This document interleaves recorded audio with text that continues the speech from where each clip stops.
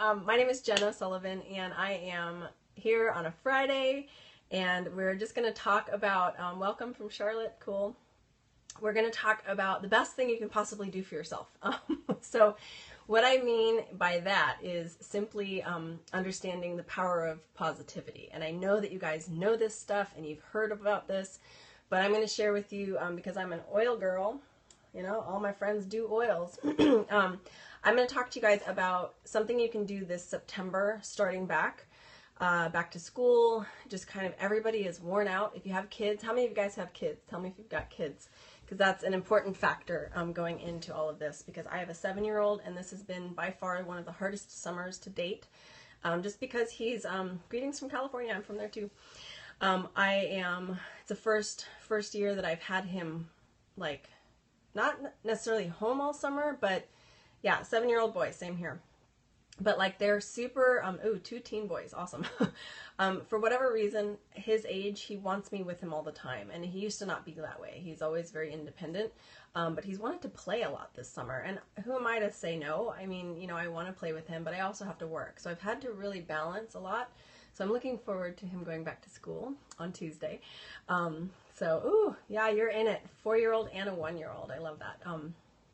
So the thing is that I promised you guys that I would talk about on, I think it was like Monday's Periscope, was just the idea of this whole kind of cycle of lack of energy, depression, this negative attitude, you know, that we get into these funks. And we're human. We get into these funks of these we get these bad attitudes, you know. And the best thing that you can do for yourself in any given day, the best thing you can do for yourself is to start out with as positive an attitude as you can. Now, the thing about when you start understanding our frequencies, and we understand they've done all of these studies on the moment you start in on a negative emotion. It's why I don't check emails right when I wake up, because if I check emails right when I wake up, there will be somebody complaining about something or needing something or being irritated, because humans are naturally complainy. So I don't want to check it. I read the Bible, I do my prayer time in the morning, I start my day off on the best foot possible, because I'll sometimes sit in bed for 2 hours. No joke, I will sometimes just sit there. If I don't have anything going on, I will sit there for 2 hours praying, reading the Bible, not looking at any social media. I don't want to get pissed off because somebody will piss me off, right? We're human. So just being honest here. And I have the tendency to like chirp in my husband's ear about this and that, and why is that person so negative? And then it's like, well, I'm being negative, you know, like, look at yourself, big old plank in my own eye. So the thing about the studies that have happened about who we are as people, and I want to read something to you too, so I'm going to call this up, but I won't read it to you just yet, but I forgot to call that up. It's just something that is very fascinating. Okay, we have that. Just about emotional release through trauma through using smell, the sense of smell. But one of the most fascinating things that I touched briefly on, but I want to share with you now, and I want you to remember this, because this is huge, you guys. We know, right, just from experience, that if you start negative, it spirals. You will continue. It's like that, you know, you drop something into a pool and the waves, and we understand how sound waves work too, that like they just continue to grow.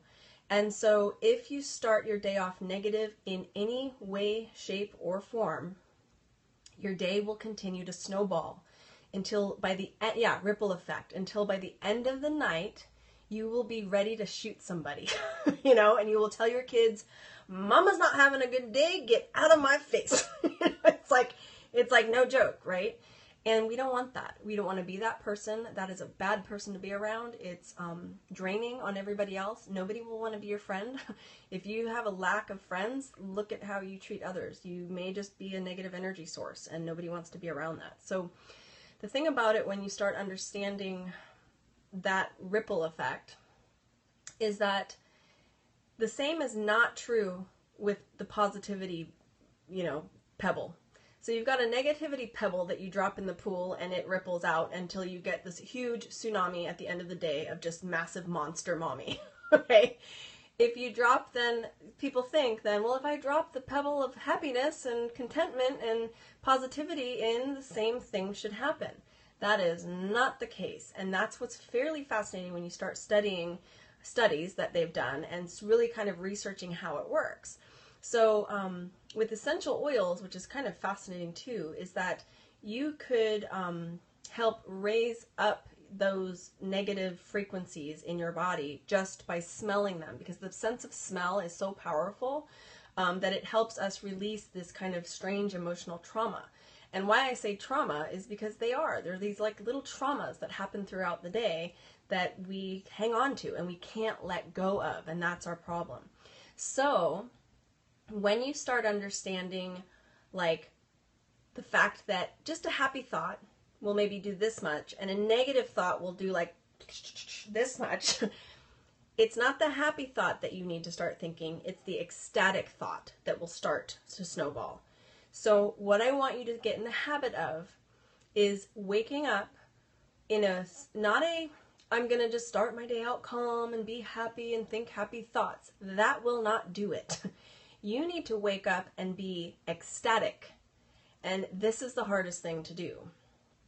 I love it. Watching a girlfriend, Heather, today, she was showing us her like oils usage throughout the day, and she started her day off just simply by using an oil on the back of her neck that she uses, Progessence, for, just hormones. But then she went into how she uses her Ninja Red and instead of coffee. And I even saw somebody post on there like, what, no coffee? And it's like, no, like the point is to replace your morning with healthful things. But when you get that Ninja Red shot, and maybe you do a Ninja Nitro shot, I want you to actually consider, do that first thing in the morning, but then do like people think I'm nuts, but we do like gratitude jumping jacks. Okay? So we used to call them the yay-yays, and I know that's crazy, and I have not talked about the yay-yays in a long time, but my son and I do yay-yays. So I wanted to bring the yay-yays to you guys today because they're powerful.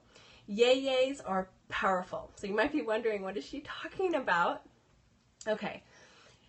You can't move through your day in a positive light unless you have ecstatic energy that happens in the morning. And this is no joke, you guys. So this is the best thing you can do for yourself, for your positivity all year. So you're going to do this every day. I want you to try this.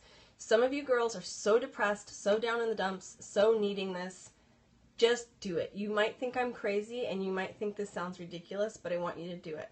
So every morning I want you to wake up and I want you to think of 3 things that you are really excited about. I mean, it may be that you're going to visit somebody you haven't seen in a while and that's a week off, so you're excited about that. It may be that you have the best job on the planet and you just have kind of lost sight of that, and you have to remind yourself that, like, I work for Young Living, like maybe that's your yay. Or you have to remind yourself that your husband is a phenomenal man. I mean, there are some things that you need to remind yourself about. So list out as many as you can. I've talked to you guys about doing a gratitude list, but what I want you to do is pick your top 10 and kind of use those for your yay-yays. Okay, so here's where it gets fun.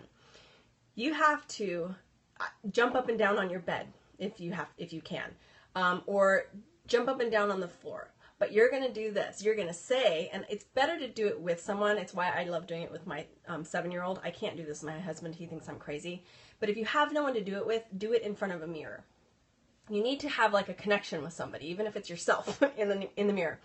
And what you're going to do is you're going to say, like, I have the best job in the world and I get to help people using essential oils today. Yay! And then you're going to jump up and down for like a minute and go, yay, yay, yay, yay. Okay, it's the Disneyland. It's like, we're going to Disneyland. Yay! Okay, it's that. Remember as a kid when it was like, it's almost Christmas, and you'd like hug somebody and you jump up and down and yay, yay, yay. Okay? It's that energy that you need. And I've called them the yay-yays for years, and the people who coach under me know, like, Jen's nuts, but it's super fun. Okay, and it works. So we call them the yay-yays. So you guys are going to get your yay-yay on, okay? So I'm glad you guys are liking this.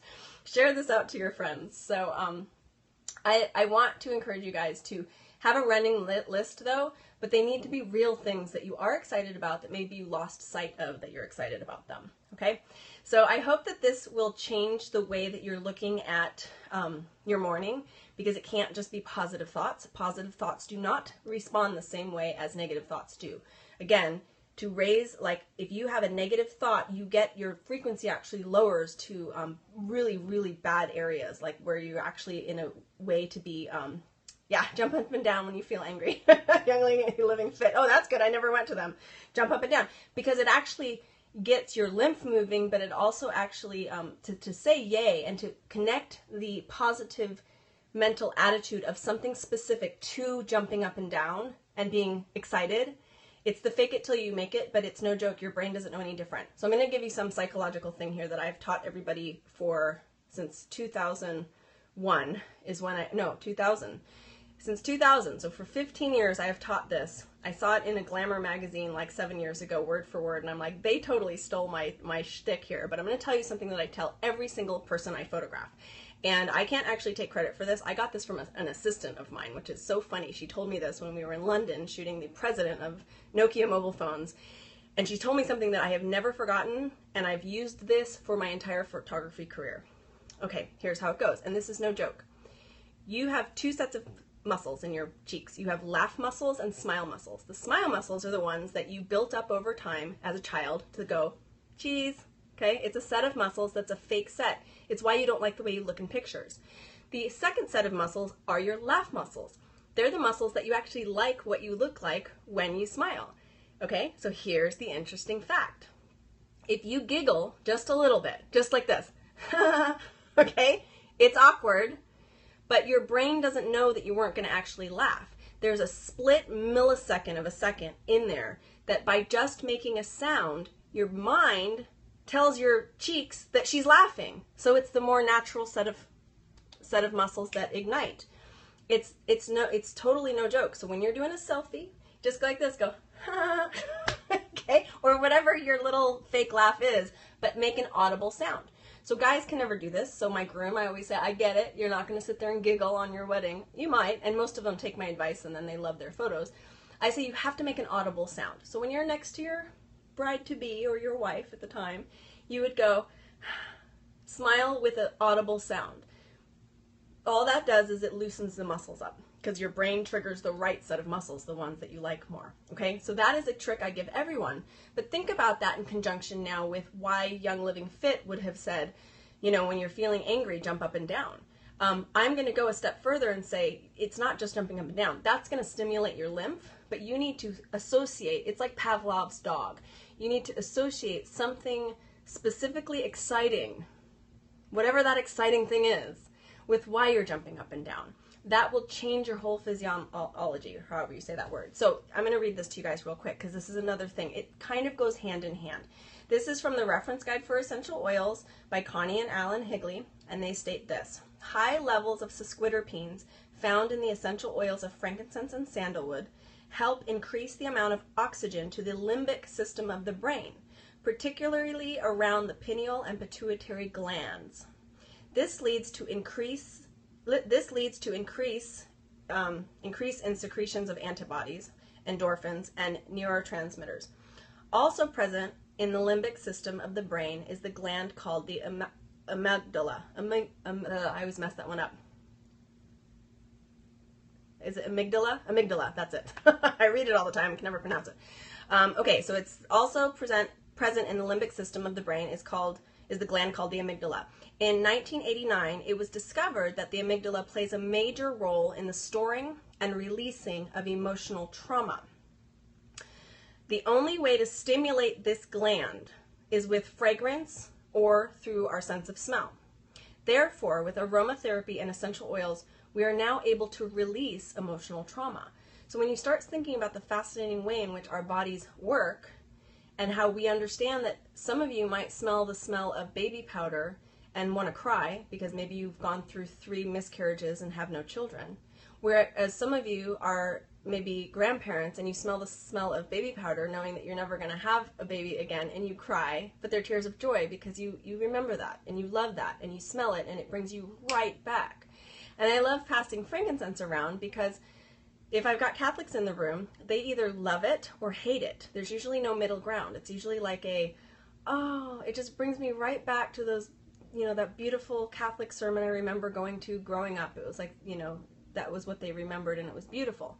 And then you've got the flip side of that, where some of them were like forced to go to church, and you know, like my husband would be like, oh, get that away from me, because they constantly burn frankincense. So it's like